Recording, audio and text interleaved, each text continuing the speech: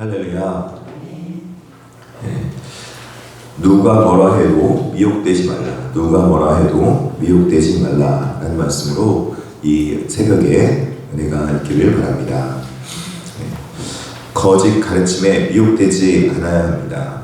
일단 데살로니가 교회는 주의 날에 대한 잘못된 가르침이 있어서 성도들에게 심한 동요가 일어났다는 것을 볼 수 있습니다.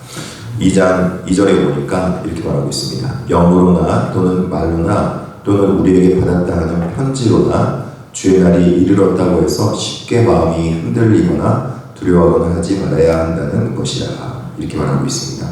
어떤 사람들이 계시를 통해서 이미 주의 날이 이르렀다고 주장하는 사람도 있었고, 사도 바울이 이들에게 주의 날이 이미 이르렀다는 편지를 써서 내가 그것을 읽었다라는 거짓 주장을 하는 사람들이 이들이 있었습니다. 이들은 지금 이미 주의 날이 임했기 때문에 이 땅 가운데 여러 가지 전쟁과 환란과 위기와 자연재해 등 사회적 불안이 가득 차 있다, 그렇게 말하고 있는 것입니다. 그래서 이제 마지막 날이 왔기 때문에 이제는 우리가 무엇을 해도 소용이 없다, 아무것도 의미가 없다라고 하는 사람들이 그렇게 혼돈과 어지럽힘을 전하게 된 것입니다. 이 혼돈과 어지럽힘을 인해서 이것을 진짜로 믿은 아주 순수한 데살로니가 교인들은 이제 주의 날이 이미 이르렀기 때문에 아무것도 하지 말고 이제는 다 내려놓고 우리가 부활의 때, 또 그리고 휴거 때만 기다리면 되겠구나 하는 마음으로 두려움 가운데 일을 하지 않고 살아가는 일들이 벌어지게 되었습니다. 성도들이 하나님의 말씀을 올바르게 이해하지 못하는 것에 대한 위험성이 바로 여기에 있다는 것이죠. 불법의 사람들이 이들 가운데 있어서 이 불법의 사람들로 인하여서 이런 배교하는 일도 있고, 또 그리고 잘못된 가르침으로 인해서 어지럽힘을 당하게 된 것인데, 이러한 모든 결과들이 믿는 사람들에게 이런 안 좋은 결과로 있게 된 것입니다.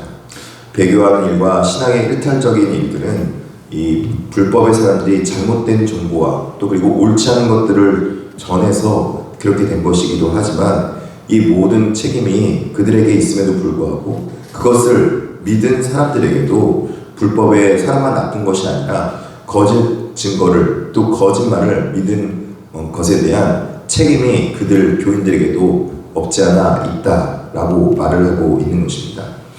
3절에 보니까 누가 어떻게 하는지 너희가 미혹되지 말라. 먼저 배교하는 일 있고 저 불법의 사람 곧 멸망의 악들이 나타나기 전에는 그날이 이르지 아니하리니, 이렇게 말하고 있는 것입니다.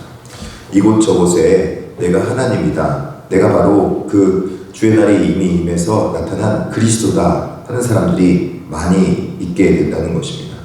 이들은 이 잘못된 정보로 인해서 그 거짓된 가르침을 따르고, 또 그리고 올바로 확고한 믿음 가운데 서지 않은 일들이 벌어지게 되었다고 말하고 있는 것입니다.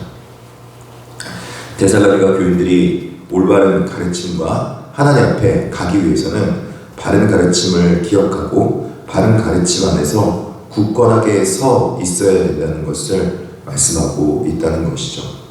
진리를 올바로 믿고 진리를 깨달아 알고 올바른 말씀의 진리 가운데 굳건하게 서서 하나님 앞에 온전하게 서 있어야 되는 책임이 우리에게 있다는 것입니다.